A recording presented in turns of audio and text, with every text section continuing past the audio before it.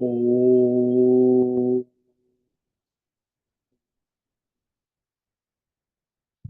नमो भगवते वासुदेवाय। ओम नमो भगवते वासुदेवाय। ओम नमो भगवते वासुदेवाय। ओम नमो भगवते वासुदेवाय। ओम नमो भगवते वासुदेवाय। ओम नमो भगवते वासुदेवाय। ओम नमो भगवते वासुदेवाय। ओम नमो भगवते वासुदेवाय। ओम नमो भगवते वासुदेवाय। ओम श्री परमात्मने नमो नमः। ओम गंगणपतये नमो नमः। ओम सरस्वत्यै नमो नमः। ओम गुरुभ्यो नमो नमः। ओम सहनाववतु सहनौ भुनक्तु सह वीर्यं करवावहै तेजस्विनावधीतमस्तु मा विद्विषावहै। ओम शांति शांति शांति। सदाशिवसमारम्भां शंकराचार्यमध्यमाम् अस्मदाचार्यपर्यन्तां वन्दे गुरुपरम्परा। वन्दे गुरुपरम्पराम्।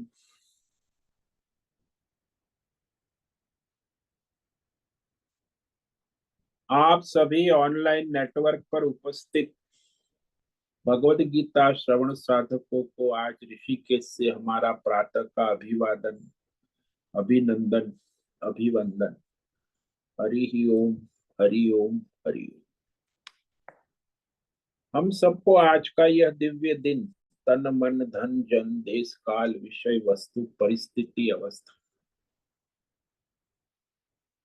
व्यष्टि समष्टि अध्यात्मिक भौतिक दैविक क्षेत्र सभी को अपने अपने पूर्व में अनंत जन्मों में किए हुए संचित पाप पुण्य धर्म अधर्म मिश्र कर्म पके हुए फल स्वरूप वर्तमान में आज सभी को अपने अपने प्रारब्ध अनुसार परमेश्वरीय अचिंत्य योग माया के माध्यम से प्रसाद स्वरूप में प्राप्त हुआ है। अतः आज का यह दिव्य दिन परमार्थ हेतु निष्काम सेवा यज्ञ देव यज्ञ ऋषि यज्ञ पितृयज्ञ मानव भूत प्राणी यज्ञ सात्विक दान शारीरिक वाचिक मानसिक तप निष्काम कर्म योग ध्यान योग भक्ति योग ज्ञान योग साधना स्वाध्याय वेद शास्त्रों का अध्ययन अध्यापन उपासना आराधना के लिए समर्पित करे और करवाए। अत्यंत दुर्लभ मनुष्य जीवन को परमार्थ हेतु सार्थक करे और करवावे। आज विक्रम संवत 2082 ज्येष्ठ मास कृष्ण पक्ष की त्रयोदशी तिथि रात्रि 10:05 तक है। उसके बाद चतुर्दशी लग जाती है। आज है कृतिका नक्षत्र जो सायं 4:15 तक है। उसके बाद रोहिणी नक्षत्र लग जाता है। आज सोमवार है। शिव जी भोलेनाथ की आराधना उपासना का दिन और यहाँ ग्रीष्म ऋतु चल रही है। रात्रि का न्यूनतम तापमान 18 डिग्री सुबह का 4 बजे और दिन का दोपहर 2 बजे का अधिकतम तापमान 38 डिग्री रहा। वायु की गति 5-10 किलोमीटर प्रति घंटा चल रही है। ईस्वी सन 2025 23 जून 23 जून 2025 सुबह के 6:45 बज चुके हैं। कलयुग का प्रथम चरण 5126वां वर्ष 7वां वैवस्वत मनवंतर श्वेत वराह कल्प। ब्रह्मा जी का 26वां दिन और 51वां वर्ष अभी चल रहा है। ऐसे अनंत कोटि ब्रह्मा और ब्रह्मांडीय परमेश्वरी अचिंत्य योग माया में हमारा यह एक ब्रह्मांड, इस ब्रह्मांड में ये पृथ्वी लोक में समुद्र के ऊपर जम्बू द्वीप में विश्व का एकमात्र वैदिक राष्ट्र भारत में उत्तर हिमालय प्रांत में उत्तराखंड राज्य में टिहरी जिले में हिमालयन शिवालिक पर्वतमाला के अंतर्गत मणिकूट पर्वत के ऊपर नीलकंठ महादेव के सामने ऋषिकेश नगरी में मुनि की रेती प्रांत में शीशम जाड़ी में अवधूत बाड़ा आश्रम के सी ब्लॉक पहले माले से 5 नंबर कमरे से गंगा किनारे से हम स्वामी उत्तमानंद सरस्वती भगवत गीता के आचार्य शिष्य स्वामी चिन्मयानंद सरस्वती महाराज चिन्मय मिश्र कैवल्याद्वैत वेद व्यास भगवत पाद शंकराचार्य की श्रृंगेरी संन्यास परंपरा से शिक्षित दीक्षित सनातन वैदिक भारतीय हिंदू धर्म अनुसार संपूर्ण भगवत गीता ज्ञान यज्ञ ऑनलाइन चैतन्यमय जीवन लाइव प्रसारण के अंतर्गत व्याख्यान माला में जूम एवं यूट्यूब अंतर्गत अध्याय 13 क्षेत्र क्षेत्रज्ञ विभाग योग के श्लोक नंबर 2 पर संस्कृत एवं हिंदी में व्याख्यान करेंगे। दिव्य पवित्र सरल व्यावहारिक सटीक पूर्ण वर्ण अक्षर पद वाक्य पंक्ति श्लोक अध्यायों की संगति संधि अन्वय शब्दार्थ वाक्यार्थ भावार्थ रहस्यार्थ तत्वार्थ के यथार्थ तात्पर्य सहित वैदिक शास्त्र वेद व्यास साहित्य शंकर भाष्य एवं परंपरागत सन्यासी आचार्यों की टीका टिप्पणी सहित आज का यह भगवत गीता व्याख्यान करेंगे। कृपया आप सभी श्रद्धा भक्ति ध्यान से परिपूर्ण होकर के यह दिव्य श्रवण साधना करें। इसमें से कुछ ग्रहण करे, कुछ धारण करे, कुछ अपने जीवन में चरितार्थ करे और उसमें निरंतरता लाए। अपनी अपनी आध्यात्मिक भौतिक दैवी अशांति द्वंद्व मोह विक्षेपों से रहित होकर अधार्मिक अशास्त्रीय अपरंपरागत भ्रम भ्रांतियों से रहित होकर के अपने अपने शरीर इंद्रिय प्राण मन वचन कर्म से एक रूप एकाग्र होकर के शुद्ध सात्विक सूक्ष्म भगवत विवेक बुद्धि करे।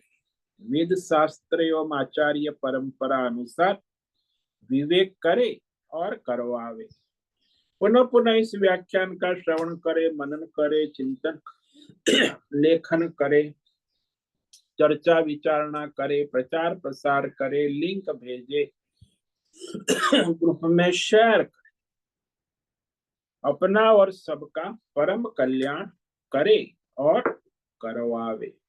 ओम तत्सत। ओम ओम ओम।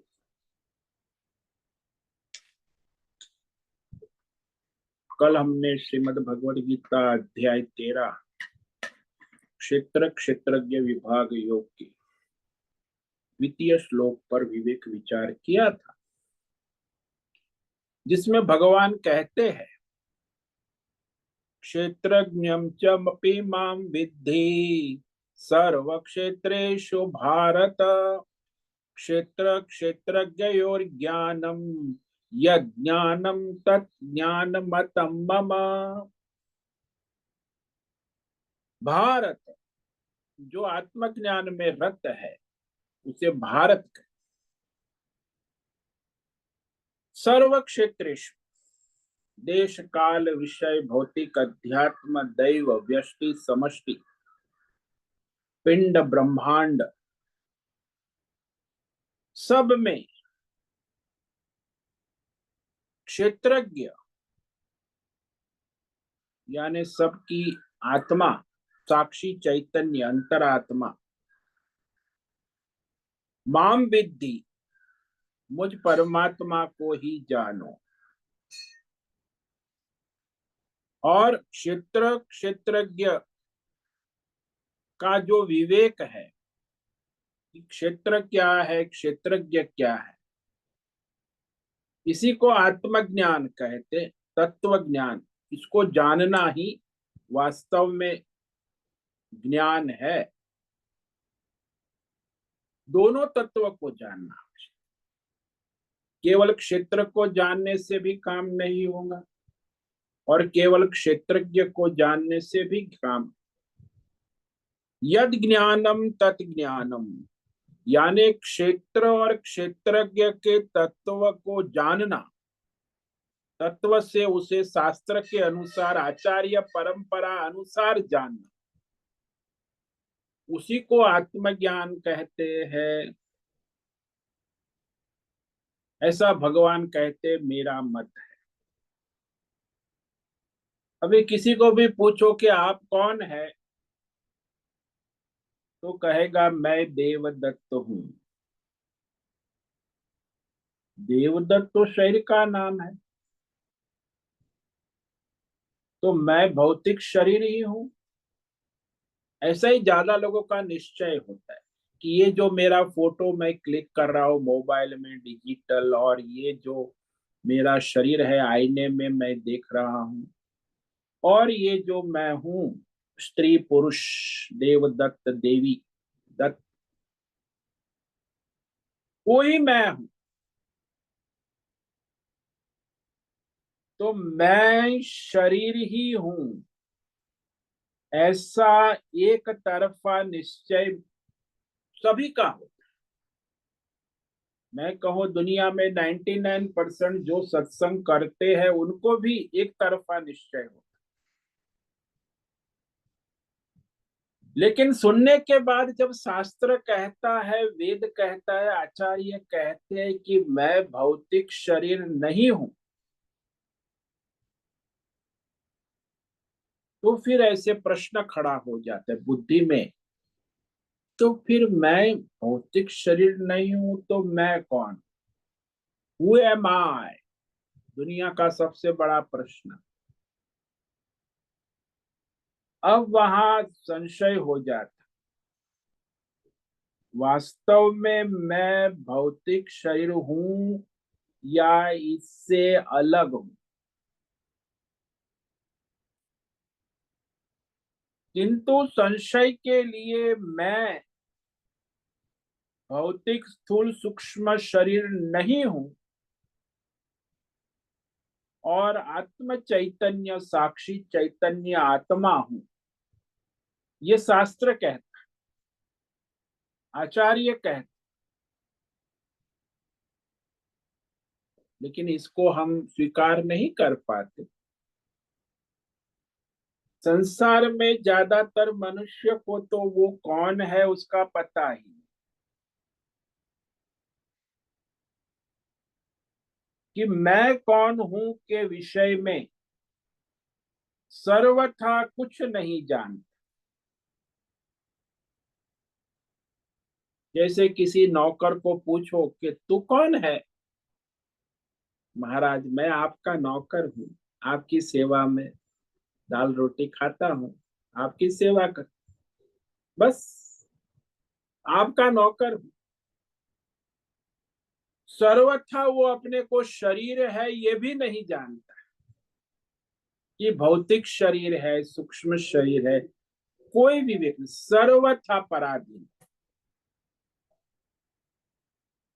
सर्वथा कुछ नहीं जानता। दूसरा व्यक्ति है, उसने गलत निश्चय कर लिया है कि मैं तो ये स्त्री हूं, मैं पुरुष हूं, मैं ब्राह्मण हूं, कर लिया है निश्चय, और मैं जन्मने वाला हूं, मरने वाला हूं, गलत निश्चय कर ही लिया है। उसकी निश्चय में फिर उससे कोई प्रश्न नहीं है।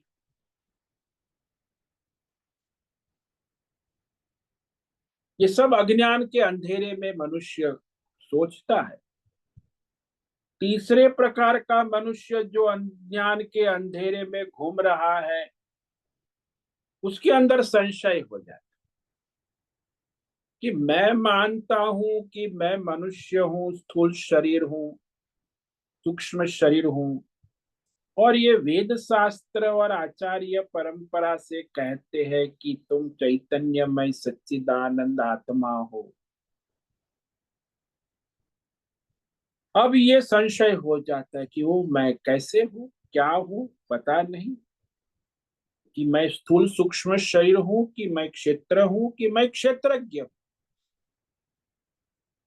सुनने के बाद संशय हो जाता, ये स्वाभाविक है। सत्संग नहीं सुना था तो उसे कोई प्रश्न ही नहीं था, संशय ही नहीं था कि मैं मनुष्य हूँ। इस विषय में बहुत दार्शनिक जो हमारे हो चुके हैं, पाश्चात्य और हमारे भारतीय, उनका कहना है कि ये जो अज्ञान है जीव में ही रहता है, और अज्ञानी जीव को ही तीन प्रकार के प्रश्न होते हैं कि मैं कुछ नहीं जानता, या तो गलत निश्चय कर लिया है, या संशय।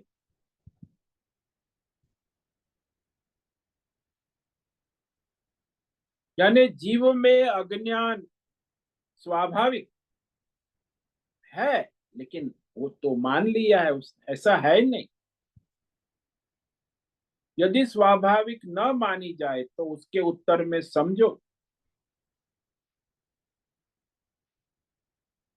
कि जीव जो है वो चैतन्य आत्मा है, क्षेत्रज्ञ, लेकिन अज्ञान से स्थूल सूक्ष्म शरीर का तादात्म्य कर वो संसारी जन्म मरण वाला बन जाता है। इसको दृष्टांत से समझो। जैसे एक सुथार होता है, फर्नीचर बनाने वाला, वो सुथार जब फर्नीचर बनाता है तो उसके पास हथौड़ा है, छैनी है, वसूला है, पैनी है, उसके सारे फर्नीचर बनाने के साधन उसके साथ होते हैं। चाहे कितना भी बड़ा सुथार हो, बढ़िया से बढ़िया सुथार हो, यदि उसके पास साधन नहीं है, हथौड़ा, छैनी, वसूला, तो लकड़ी से वो कोई फर्नीचर, कोई कुर्सी टेबल नहीं बना सकता।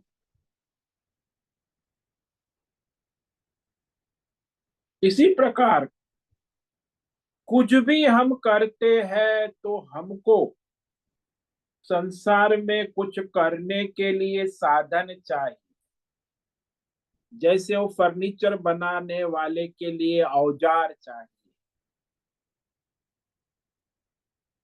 साधन के बिना हम इस संसार में कुछ नहीं कर सकते हैं। तो हम जो इस संसार में जो भी करते हैं, सोचते हैं, जानते हैं, बोलते हैं, किसी न किसी साधन से करते। जैसे हम देखते हैं तो संसार में देखते हैं, किसके द्वारा देखते हैं? आंख के द्वारा। बहुत सारे रूप और रंग देखते हैं, ऑनलाइन, मोबाइल, कंप्यूटर, आंख से देखते। सुनते हैं तो भी ऑनलाइन, आजकल तो ऑडियो वीडियो, यूट्यूब, फेसबुक, न जाने कितने एप्स चलते हैं। सुनते हो तो कान से। यदि हमारे पास आंख नहीं है तो हम क्या मोबाइल में देख सकेंगे? यदि हमारे पास कान नहीं है तो हमारे मोबाइल फोन से हम क्या सुन सकते हैं?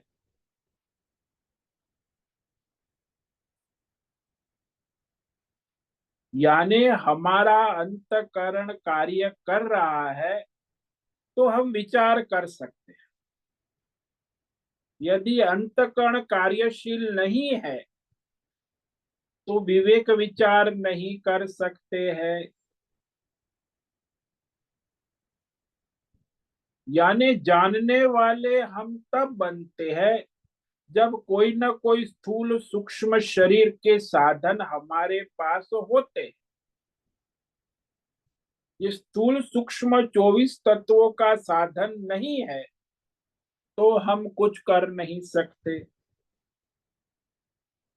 ये क्षेत्र जो है साधन है, 24 तत्व है। वो सारे जब हम गहरी नींद में सो जाते, सब सोते सुषुप्ति में रात को, जब हम सुषुप्ति में गहरी नींद में सो गए हैं, हमारे 24 तत्व काम नहीं करते हैं तो हमें कुछ पता नहीं।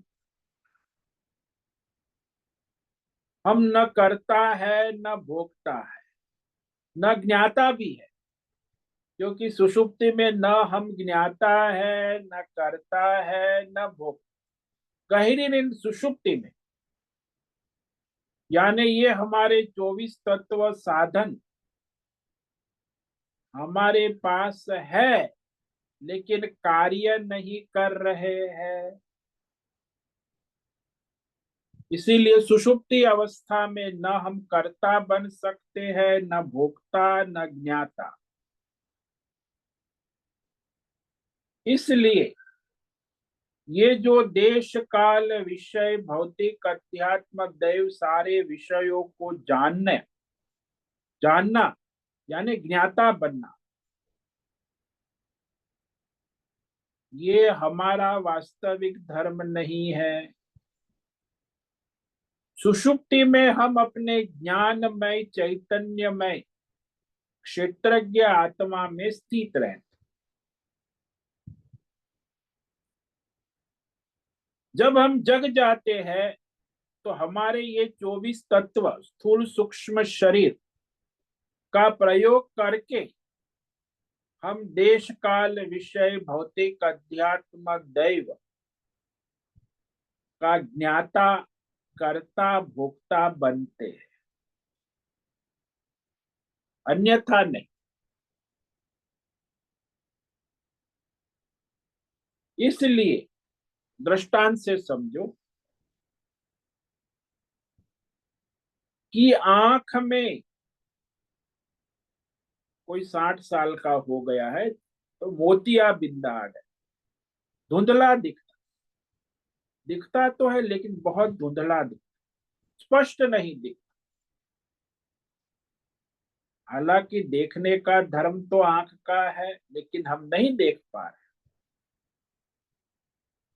डॉक्टर के पास गए, डॉक्टर ने कहा कि भाई तुम्हारी आंख में मोतियाबिंद आ गया है, उसे ऑपरेशन करके निकाल देना है तो तुम्हें दोनों आंख से स्पष्ट दिखने लगेगा। वास्तव में देखने की क्रिया तो आंख में रहेंगी पर ज्ञान स्वरूप चैतन्य क्षेत्रज्ञ के बिना ये क्रिया नहीं हो सकती है।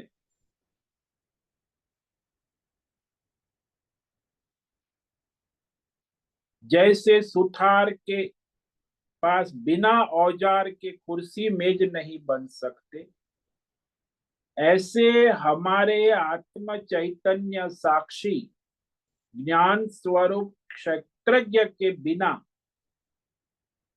आंख देख नहीं सकती। जब क्षेत्रज्ञ है तब आंख देखेंगी, कान सुनेगा, नाक सूंघेगा। हाँ, वास्तव में कार्य करने वाले ये 24 साधन है, स्थूल सूक्ष्म शरीर ही है, पर जब उसे चलाने वाला चैतन्यमय होगा तब वो चलेंगे ना, अपने आप तो नहीं चल पाते। इसीलिए चैतन्यमय क्षेत्रज्ञ होगा तब वो कार्य करे।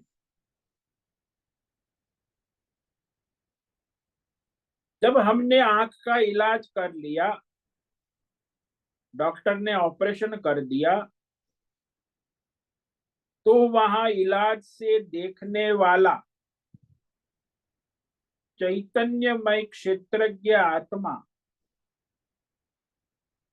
पहले नहीं देखने वाले और ऑपरेशन के बाद देखने वाले को जानता है।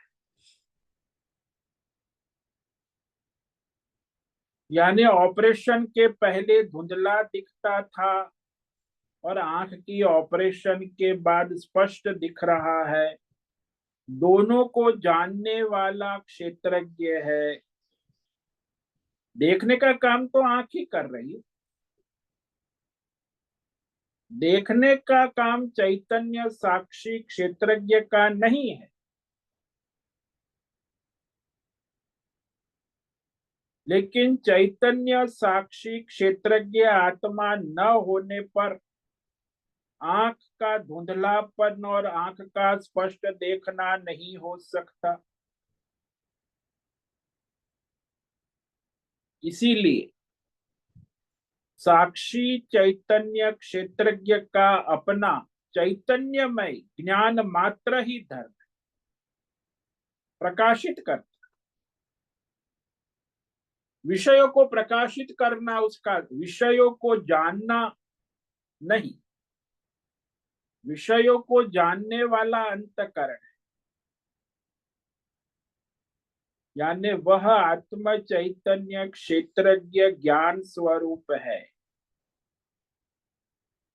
विषय स्वरूप नहीं। इस सारे 24 तत्व क्षेत्र का संबंध होने से वह साक्षी चैतन्य जो है वह ज्ञाता बनता है। जैसे दृष्टांत ले लो, कमरा प्रकाश से प्रकाशित होकर सारे विषय देख रहे हैं। प्रकाश कमरे को और कमरे के सारे विषयों को प्रकाशित कर रहा है, लेकिन कमरा और कमरे के सारे विषय प्रकाश को प्रकाशित नहीं कर रहे हैं। प्रकाश का काम केवल कमरे को प्रकाशित करना है, कमरे के सारे विषयों को प्रकाशित करना। ऐसे ही क्षेत्रज्ञ है, क्षेत्रज्ञ का काम ये 24 तत्व स्थूल सूक्ष्म शरीर व्यष्टि समष्टि को प्रकाशित करना है, और वो स्वयं साक्षी चैतन्य है। ये 24 तत्व उस आत्म चैतन्य को प्रकाशित नहीं कर सकते, यानी क्षेत्र क्षेत्रज्ञ को प्रकाशित नहीं कर सकता है। लेकिन ये विवेक विचार कैसे होगा? बोले वेद शास्त्र और आचार्य परंपरा के द्वारा ही क्षेत्रज्ञ साक्षी चैतन्य प्रकाशक है, ऐसा विवेक होता है। और वह जो साक्षी चैतन्य क्षेत्रज्ञ है वो अविद्या उपाधि वाला नहीं है, ज्ञान स्वरूप।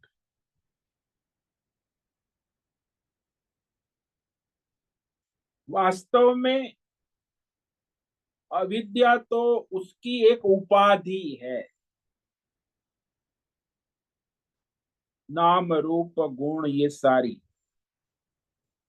और ये उपाधि प्रतिदिन सुषुप्त अवस्था में निवृत्त भी हो जाती।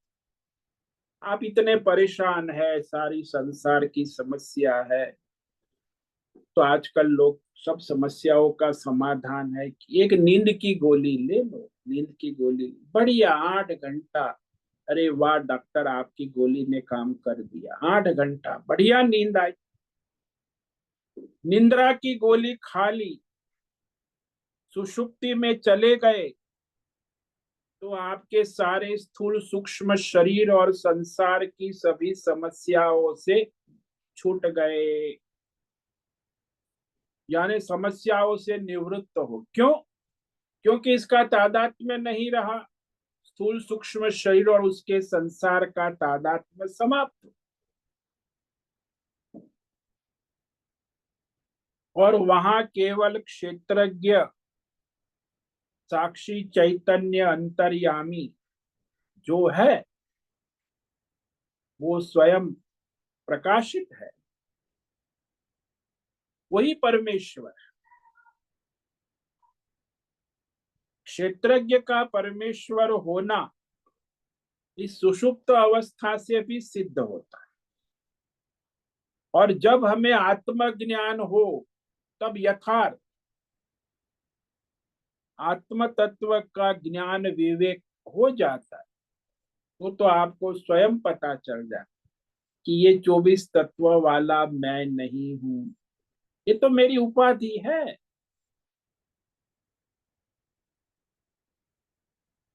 इसलिए जब तक यह क्षेत्र क्षेत्रज्ञ तत्व का यथार्थ विवेक ज्ञान और विज्ञान नहीं होता है,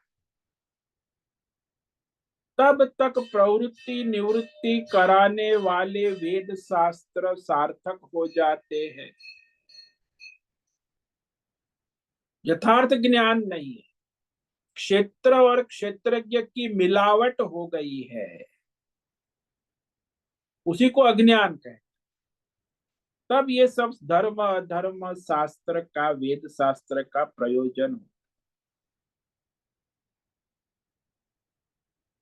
तो वहां अपने साक्षी चैतन्य क्षेत्रज्ञ का घोर अज्ञान और क्षेत्र का घोर ज्ञान विज्ञान, आजकल साइंस एंड टेक्नोलॉजी, क्षेत्र 24 तत्वों का। तो वहां धर्म अधर्म वेद शास्त्र ज्ञान में जो धर्म अधर्म की बात है वो आएगी कि हम अधर्म से बचे और धर्म में लगे। किसके लिए? जो अपने को क्षेत्र समझता है, क्षेत्र को चैतन्य आत्मा समझता है, उसके लिए धर्म अधर्म आएगा। इतना याद रखना कि वेद शास्त्र और ये आचार्य सब जो है केवल ज्ञान देते हैं, ज्ञापक है। वेद शास्त्र धर्म अधर्म और परमार्थ के ज्ञापक है, वह केवल बतला देते हैं। वेद शास्त्र और आचार्य किसी का हाथ पकड़कर कान पकड़कर उंगली पकड़कर उसे धर्म अधर्म मिश्र कर्म या परमार्थ नहीं कराते। यह करने से यह लाभ है, यह करने से यह हानि है, बस इतना ही बतला दे। सत्संग में साचार्य भी इतना ही कर, वेद शास्त्र भी इतना ही बतला दे। वेद शास्त्र और आचार्य का तात्पर्य इसमें नहीं है कि तुम धर्म करो अधर्म करो मिश्र करो सकाम करो निष्काम करो या न करो। कर्म कांड प्रवृत्ति शास्त्र उपासना कांड ज्ञान कांड ये सब जो है वो अज्ञानी के लिए।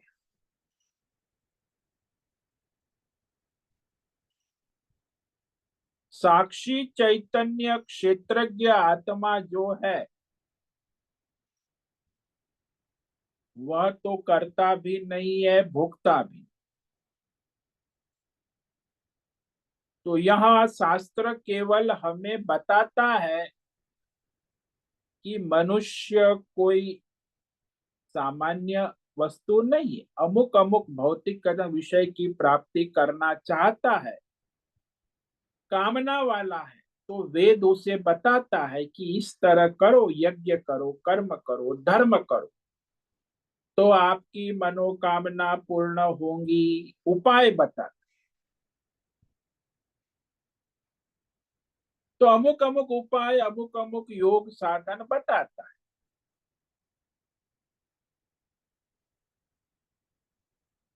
तो वहां जो मनुष्य अपने को स्थूल सूक्ष्म शरीर मानता है, तब वो क्षेत्रज्ञ वहां कर्ता भोक्ता मानने लगता है। वास्तव में क्षेत्रज्ञ को वहां कर्ता भोक्ता होने का कोई प्रमाण नहीं। क्षेत्रज्ञ आत्मा हमेशा अकर्ता अभोक्ता साक्षी चैतन्य ही बना रहे, और उसमें केवल शास्त्र प्रमाण से, वास्तविकता ये है कि शास्त्र प्रमाण से ही क्षेत्रज्ञ के तत्व को और क्षेत्र के तत्व को जैसा है वैसा ज्यों का तो जान लिया जाता है।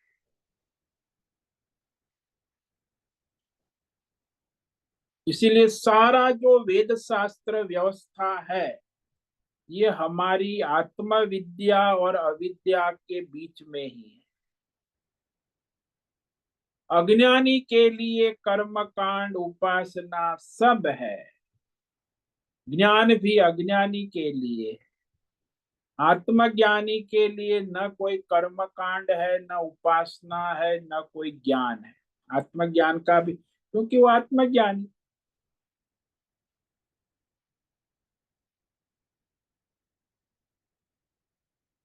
तो यहाँ ये जो वेद शास्त्र की सारी वर्णाश्रम व्यवस्था है,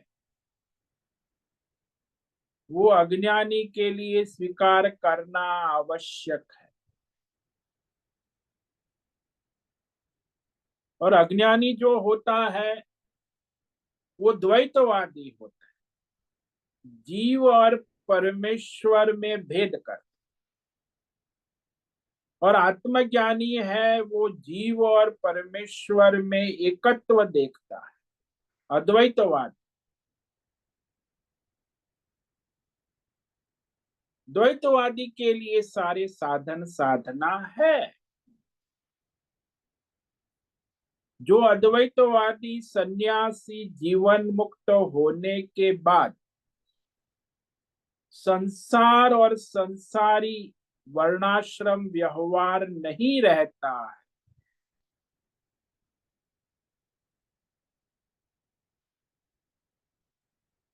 क्योंकि ये सारा संसार और सारा वर्णाश्रम व्यवहार अज्ञानी के।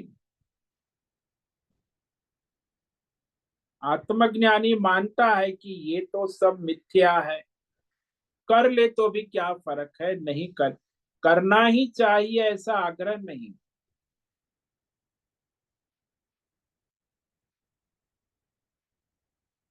और इस तरह यह भी मानते हैं कि जब तक मनुष्य जीवन मुक्त नहीं होता है, तब तक ये सारा सारा भौतिक अध्यात्म देश काल विषय संसार व्यवहार और संसारी व्यवहार रहता है।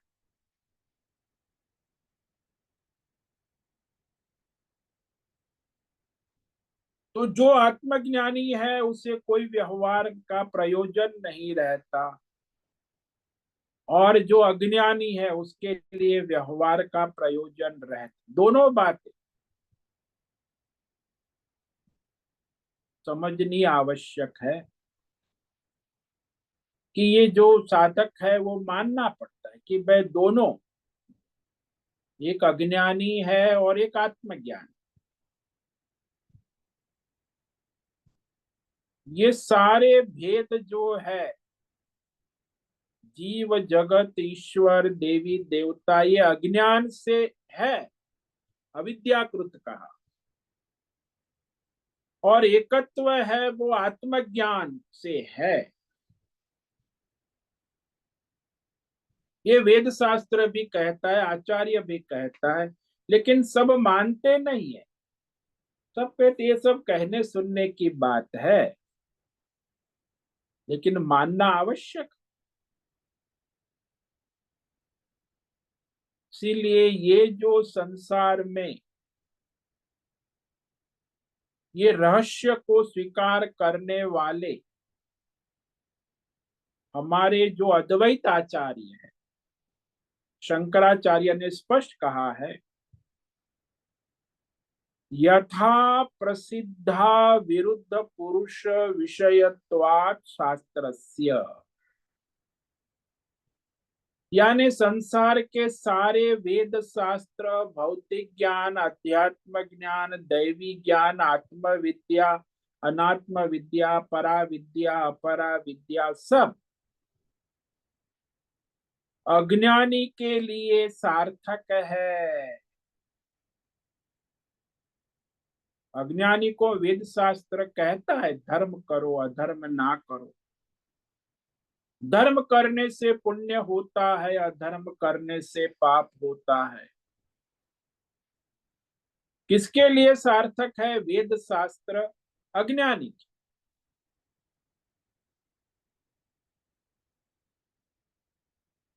तो इस प्रकार जो अज्ञानी मनुष्य इस रहस्य को जान लेता है कि धर्म करने से पुण्य होता है, अधर्म करने से पाप होता है। इसी प्रकार से ये जो हमारा स्थूल सूक्ष्म 24 तत्वों का संघात क्षेत्र, जब तक मैं हूं तब तक मुझे धर्म अधर्म का सारा व्यवस्था लगती है। लेकिन यदि मुझे ज्ञान हो गया कि स्थूल सूक्ष्म 24 तत्वों का संघात क्षेत्र मैं नहीं हूं, ये वेद शास्त्र आचार्य परंपरा के द्वारा जान लिया,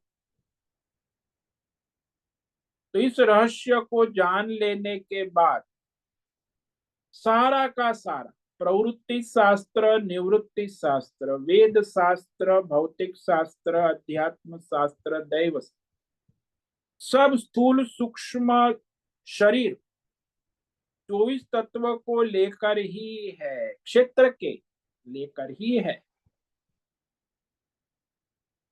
यदि हम हमारी आत्मा क्षेत्रज्ञ को जान चुके कि मैं ये क्षेत्र नहीं हूं, मैं केवल क्षेत्रज्ञ साक्षी चैतन्य आत्मा, उसमें यदि आपकी स्थिति निष्ठा बन गई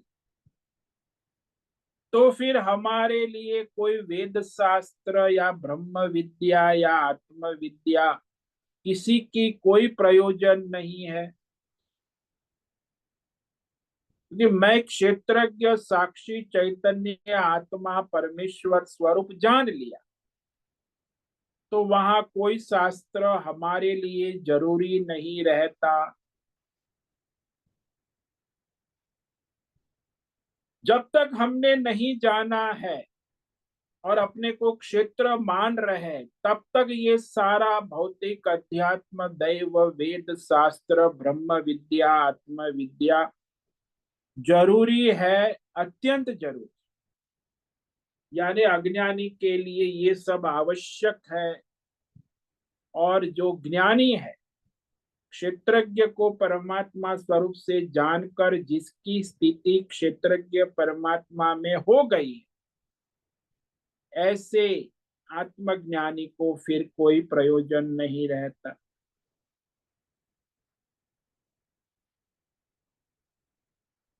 इसीलिए जो द्वैतवादी होते हैं वो जीव को और ईश्वर को अलग मानते, और जो अद्वैतवादी है जीव और ईश्वर का एकत्व स्वीकार करते।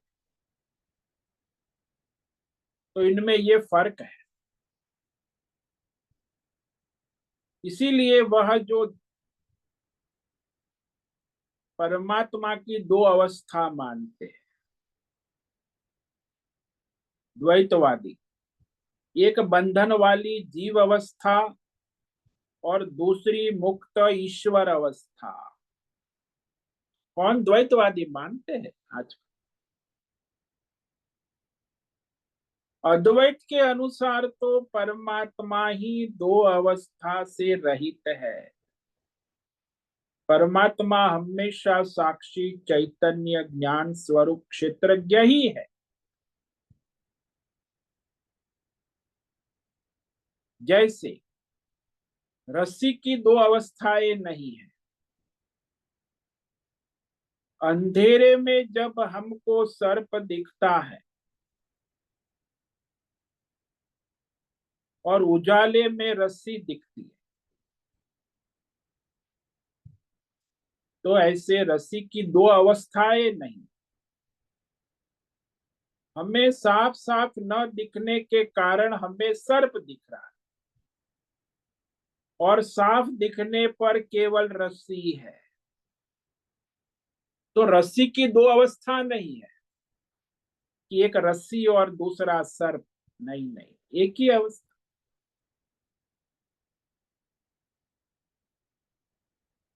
जब हम सांप को दिख रहे हैं तब रस्सी ही है। इसी प्रकार अज्ञान अवस्था में हम अपने को जीव कर्ता भोक्ता देख रहे हैं।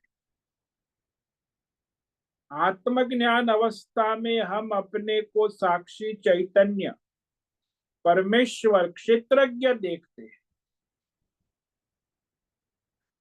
और निश्चय होता है कि हम अविद्या काल में अज्ञान काल में ही स्वयं अपने को जीव समझ रहे थे, तब भी हम परमेश्वर ही थे। परमेश्वर की दो अवस्था नहीं, जीव और ईश्वर। ये द्वैतवादी मानते हैं परमेश्वर की दो अवस्था, एक जीव और एक ईश्वर। जीव कभी ईश्वर नहीं हो सकता और ईश्वर कभी जीव नहीं हो सकता, ये द्वैत। लेकिन अद्वैत में जीव ही परमेश्वर का स्वरूप है। यही यहाँ कह रहे हैं, सर्व क्षेत्रेषु क्षेत्रज्ञम अपि माम विद्धि। सभी क्षेत्रों में क्षेत्रज्ञ जो है वह परमात्मा जीव है, वो परमात्मा का ही स्वरूप।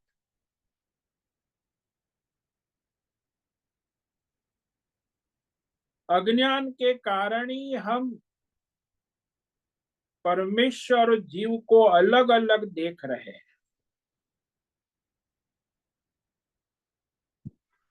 और ये जो दो अवस्थाएं बहुत प्रचलित है अध्यात्म जगत में, जीव और ईश्वर। और जीव ईश्वर का भेद सभी द्वैतवादी सभी संप्रदाय वाले करते हैं।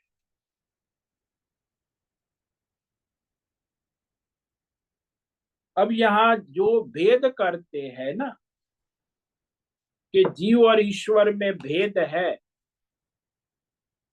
परमात्मा की दो अवस्थाएं जीव और ईश्वर। तो प्रश्न होगा कि बंधन और मुक्ति क्रम से होती या एक साथ होती?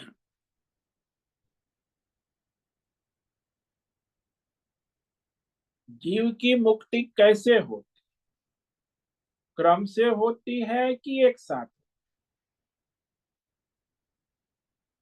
एक साथ बंधन और मुक्ति नहीं होते, यह तो स्पष्ट ही है। भाई कार चलेंगी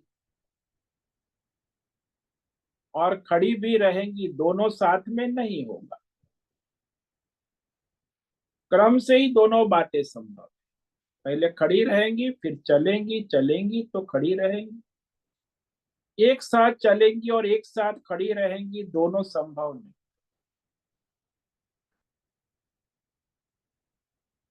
बंधन और मोक्ष का क्रम मान लेवे कि पहले बंधन है फिर मोक्ष आता है,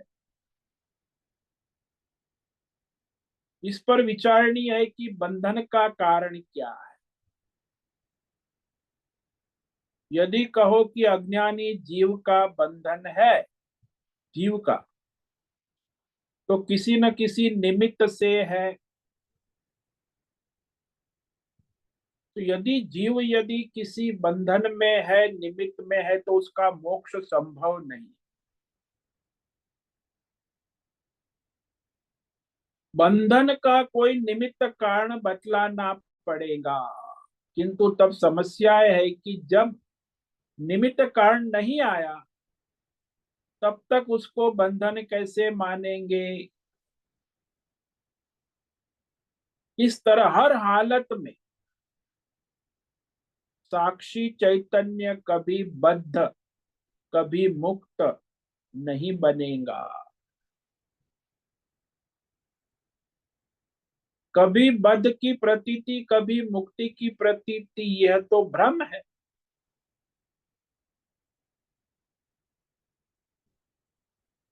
इतना ही नहीं, बंधन और मुक्त अवस्था में एक को पहले मानोगे दूसरे को बाद में मानोगे, किंतु मुक्ति के बाद बंधन नहीं होता यह भी मानोगे। इसका अर्थ हुआ कि बंधन करने वाला जो निमित्त कारण है वह अनादि है, अज्ञान, परंतु आगे हमेशा के लिए नष्ट हो जाता है। और मुक्ति के बाद बंधन नहीं हो। दूसरी तरफ मुक्ति को उत्पत्ति वाली मानोगे तो आगे अनंत मानो। एक अज्ञान अनादि होते हुए भी अंतवंत है और दूसरा आत्मज्ञान आदि होते हुए भी अनंत है। तो दोनों विरुद्ध बातें माननी होंगी। इसीलिए बंधन और मोक्ष दो अवस्था परमात्मा की मानना नहीं हो सकता। क्षेत्रज्ञ में बंधन और मोक्ष नाम की कोई चीज नहीं हो सकती। एक अवस्था से दूसरी अवस्था में जाना तो परिवर्तन है। पहले बंधन में था अब मोक्ष में जाएगा। यदि ऐसे परिवर्तन वाला परमात्मा क्षेत्रज्ञ है तो परिवर्तित होता है, वह एक दिन नष्ट भी होता है। तो परमात्मा नष्ट होने वाला हो जाए। पहले बंधन में था फिर मुक्ति में आ गया। इसीलिए आत्मज्ञान में ये भेद स्वीकार नहीं है। इस विवेक विचार का स्पष्ट अभिप्राय करना है कि भाई यहाँ केवल अज्ञानी के लिए ही सारी साधन साधना वेद शास्त्र है। आत्मज्ञानी के लिए उसका कोई प्रयोजन नहीं रहता।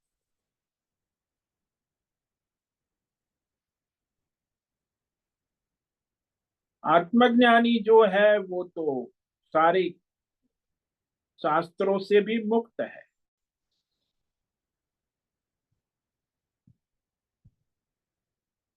क्योंकि अज्ञानी है तब तक उसे संसार के कर्म और फल की इच्छा है और वही प्रवृत्ति का कारण बन जाती। अच्छा, आप कर्म फल चाहते हो किसके लिए? बोले कर्म करने वाला भी एक क्षेत्र है और फल भोगने वाला भी क्षेत्र है। साक्षी चैतन्य क्षेत्रज्ञ न तो कर्म करता है न फल भोग। अधिकतर तो स्थूल सूक्ष्म शरीर का ही कर्म है और उसी को फल मिलेगा। जो भी तुम चाहते हो वो स्थूल सूक्ष्म शरीर को ही मिलता है और शरीर से ही यहाँ दोनों शरीर स्थूल सूक्ष्म शरीर, इनके सिवा तो किसी को फल होना ही नहीं। इसके सिवा कोई कर्म करने वाला भी नहीं। तो कर्म करने वाला भी क्षेत्र है स्थूल सूक्ष्म और फल भोगने वाला भी स्थूल सूक्ष्म शरीर है।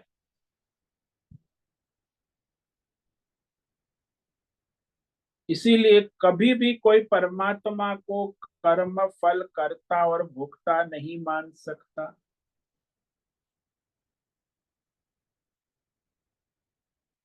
और अपने आप को आत्मस्वरूप के अज्ञान से अपने आप को जब स्थूल सूक्ष्म शरीर मानता है, अनात्मा वो आत्मा मान लेता है, तभी उसे सारी संसार की कामना उत्पन्न हो सकती है। आत्मज्ञानी जानता है कि कर्म फल, फल का जो कारण कर्म है और उसका उससे मेरा क्षेत्रज्ञ आत्मा का कोई संबंध नहीं है। ये सारा जो संसार है, स्थूल सूक्ष्म शरीर 24 तत्व, क्षेत्र से ही इसका संबंध है।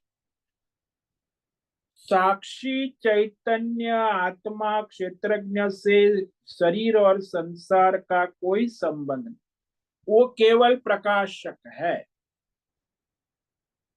उसके अंदर कोई कामना भी नहीं, उसकी प्रवृत्ति असंभव है, उसके लिए विधि निषेध वेद शास्त्र का भी कोई प्रयोजन नहीं। लेकिन जब उस परमात्मा और अनात्मा, क्षेत्र और क्षेत्रज्ञ को एक करने से, मिलावट करने वाले को अज्ञानी कहा जाता है। और जिसने क्षेत्र क्षेत्रज्ञ की मिलावट कर दी है, उस अज्ञानी के लिए कर्म फल बंधन मोक्ष सब है।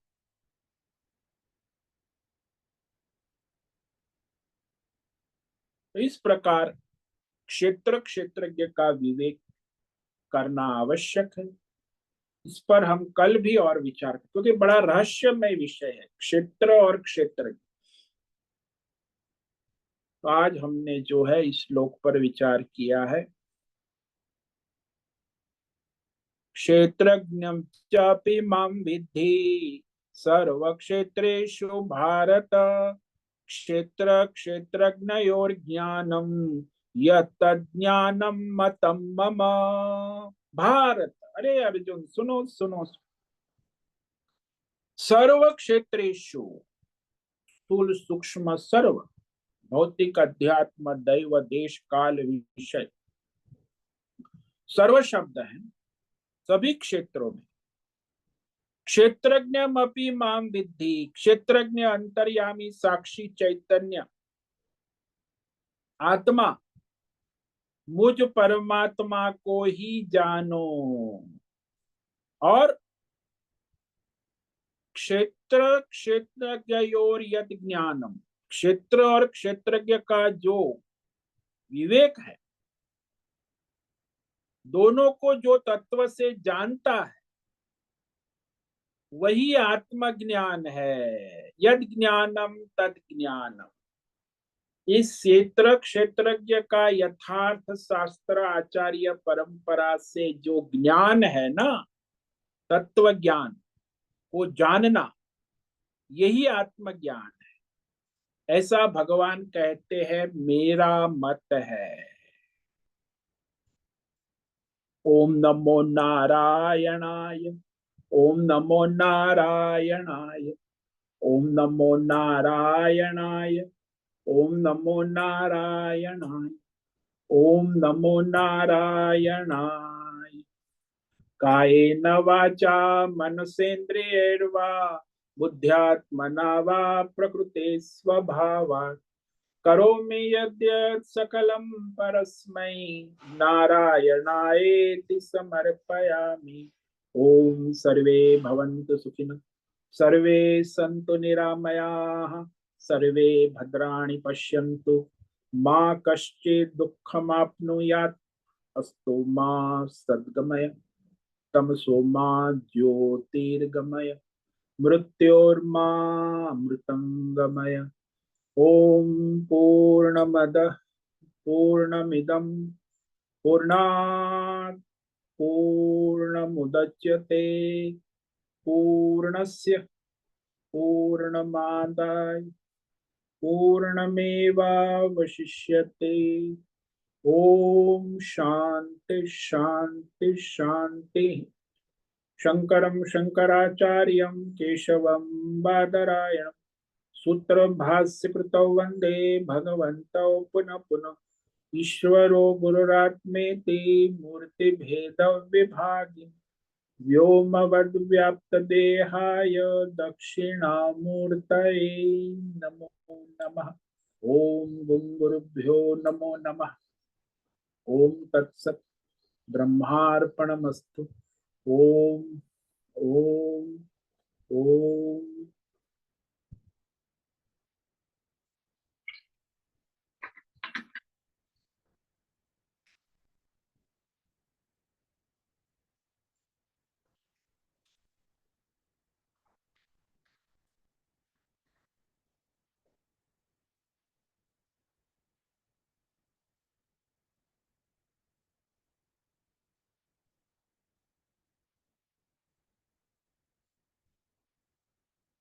स्वामी जी प्रणाम। हाँ नीरज बोलो। स्वामी जी, जैसे जैसे साधक को ये समझ आता जाता है कि स्थूल देह हो या सूक्ष्म देह हो, दोनों मैं नहीं हूं, मैं इससे हम्म। भिन्न साक्षी चेतन आत्मा हूं। हम्म। अब उसकी स्थिति में अब वो किस स्थिति में स्थित होता चला जाता है, मैं उसको थोड़ा सा समझना चाह रहा देखो, जब वो स्थूल सूक्ष्म शरीर से असंग होकर साक्षी चैतन्य में स्थित होने जाता है, तो उसमें जो है आत्मज्ञान के लक्षण सारे दिखाई देते हैं।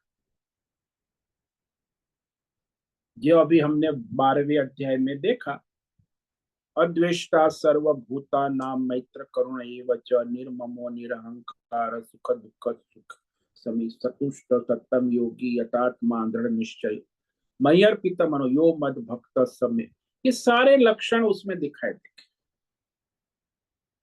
अन्यथा नहीं।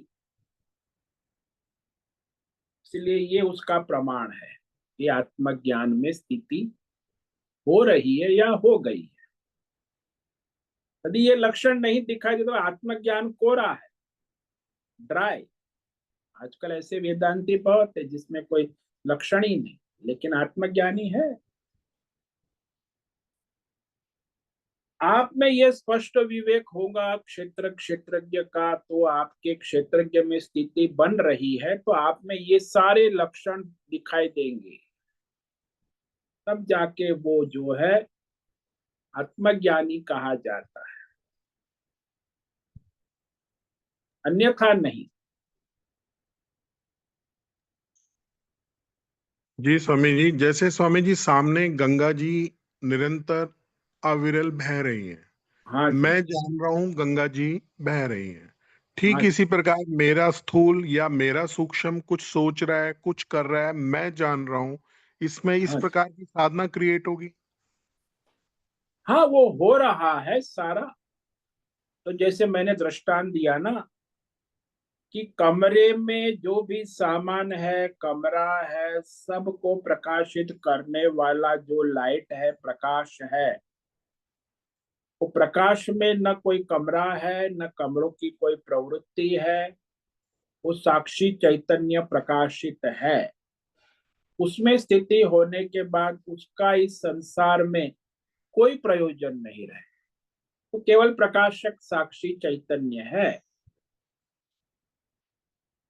हो रहा है कमरे में जो भी हो रहा है उसे वो प्रकाशित कर रहा है, यानी उसके प्रारब्ध के अनुसार उसके शरीर में, स्थूल सूक्ष्म शरीर में जो हो रहा है, वो प्रारब्ध को वो प्रकाशित कर रहा है। उस प्रारब्ध का वो कर्ता भोक्ता नहीं है,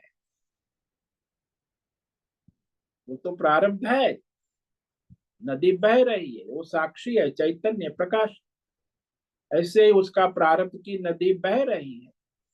स्थूल सूक्ष्म शरीर के अपने कर्म है जो, वो प्रारब्ध के अनुसार वो उसमें कर्ता भोक्ता नहीं रहता, साक्षी चैतन्य है ना, प्रकाश। जी स्वामी जी। चित्र। जैसे हाँ।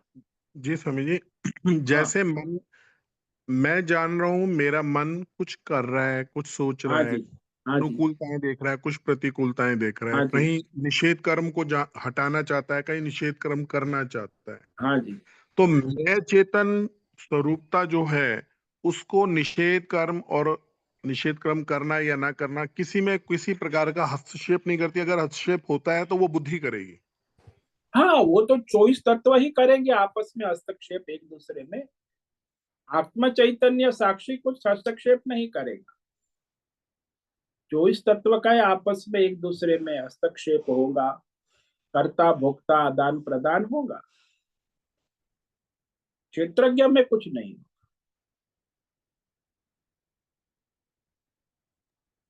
बट तो हो रहा है जी, उसकी दृष्टि में तो 24 तत्व क्षेत्र जो है हम्म वो मिथ्या स्वामी जी। होता है और मिथ्या है, उसमें उसके कोई वास्तविक सत्यत्व बुद्धि नहीं है। आत्मज्ञानी को क्षेत्र क्षेत्रज्ञ के व्यापार में मिथ्यात्व बुद्धि हो, और अज्ञानी को क्षेत्र क्षेत्र के व्यापार में सत्यत्व बुद्धि हो। इतना फर्क है। व्यापार तो होगा ही, क्षेत्र है जब तक है, शरीर है, स्थूल सूक्ष्म शरीर। जैसे स्वामी जी सूर्य का प्रकाश में प्रकाशित तो होती है वस्तु, हाँ लेकिन उस संसार। प्रकाश की उष्णता भी वो लेती हैं, प्रकाश की चमक भी वो लेती हैं। हाँ जी। कई बार ऐसा, जब इस साधना में हम चलते हैं तो मन बुद्धि किसी भी प्रकार के राग द्वेष वाले या निषेध कर्मों से अपने आप ही शांत हो जाता है। क्या वो शांत नहीं होना चाहिए? वो प्रारब्ध के अनुसार वो साक्षी चैतन्य है, उसमें आप कर्ता भोक्ता बनोगे तो फिर बंधन में आ जाओगे। साक्षी चैतन्य में कोई, अरे वो एक्टर है, वो रोल कर रहा है उसमें, फिर वो बेवदर्द भिखारी का वो धर्म कर रहा है या धर्म कर रहा है, उससे उसे साक्षी चैतन्य, उससे उसको प्रकाशित कर रहा है। इसीलिए वो देवदत्त भिखारी के धर्म अधर्म से कलाकार बंधन में नहीं आता है, वो साक्षी चैतन्य है। तो स्वामी जी एक छोटी सी, मैं अपनी गलती पकड़ नहीं पा रहा हूं, समझ नहीं पा रहे हैं कि जैसे मन में एक निषेध कर्म उठा और तुरंत ये भी भावना उठी, अरे मैं तो साक्षी चेतन आत्मा हूं, तो निषेध कर्म सो जाता उस उतनी देर के लिए। वो तो बुद्धि का कार्य हुआ ना, आप साक्षी चैतन्य में स्थित नहीं, आपकी बुद्धि ने विवेक करके निषेध किया। अच्छा। तो विधि निषेध जब तक कर रहे हो तो आप साक्षी चैतन्य में स्थित नहीं है। अच्छा, वहां बुद्धि फिर ये तक। विधि, हाँ, बुद्धि की क्रिया हो रही है, ठीक है, विवेक हाँ चल रहा है वहां पे। और जब साक्षी का प्रभाव होगा तो ये बुद्धि का भी विवेक विचार भी अपने आप वो भी वहां पे समर्पित हो जाएगा, वो भी हाँ। अपना सर नहीं उठाएगा। हाँ तो उसका कोई प्रयोजन नहीं रहेगा जो भी है। ठीक ठीक ठीक ठीक। इसीलिए वो जो 24 तत्व है अपना अपना कार्य करते, उसमें ये सारे दैवी गुण प्रकट होंगे। अद्वेष्टा सर्वभूता नाम मैत्र करुण एवं च, वो फिर होता है दैवी गुण, अन्यथा दैवी गुण नहीं आए। जहां ये मिलावट है क्षेत्र क्षेत्र की, और दैवी गुण का ढोंग पाखंड कर सकता है, लेकिन सहज में नहीं आए। जिसको ये क्षेत्र क्षेत्र का विवेक है, उसी में वो दैवी गुण सहज प्रकट होते, व्यवहार में दिखते। तभी लोग कहते ना, का ये साधु है महात्मा है, सबको नहीं कहते, क्योंकि उसमें वो सारे दैवी गुण आत्मज्ञान से प्रकट हो रहे हैं, अज्ञानी में वो नहीं हो सकते। और स्वामी जी जो ये प्रकट हो रहे हैं दैवी गुण, नहीं, उस समय वो साक्षी है या उस समय भी उसका विवेक ही चल रहा है? वो साक्षी है, कोई विवेक सहज है, उसमें कोई विवेक बुद्धि की आवश्यकता है, सहज है, साक्षी है, चैतन्य है। जी स्वामी जी, नमो नारायण, बहुत अच्छा स्पष्ट हुआ। ओम नमो नारायण।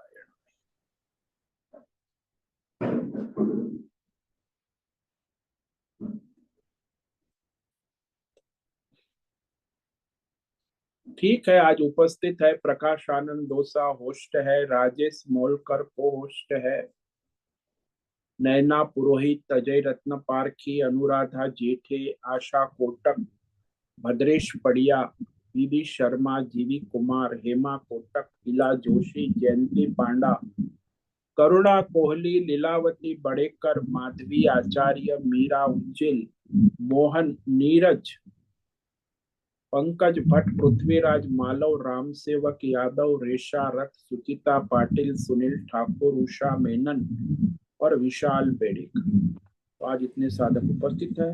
आज का दिन सोमवार आपका मंगलमय हो, भगवतमय अपना स्वधर्म करे और कराए। सभी को ओम नमो नारायण, सभी साधकों ओम नमो ओम नमो नारायण। ओम नमो नारायण। ओम नमो नारायण स्वामी जी। नारायणाय ओम नमो नारायण स्वामी जी। नारायणाय। उससे निवेदन है आज का सत्संग पूर्ण करें। ओम नमो नारायणाय। आज का दिव्य सत्संग हम यही पूर्ण करते हैं। सभी साधकों को ओम नमो नारायणाय।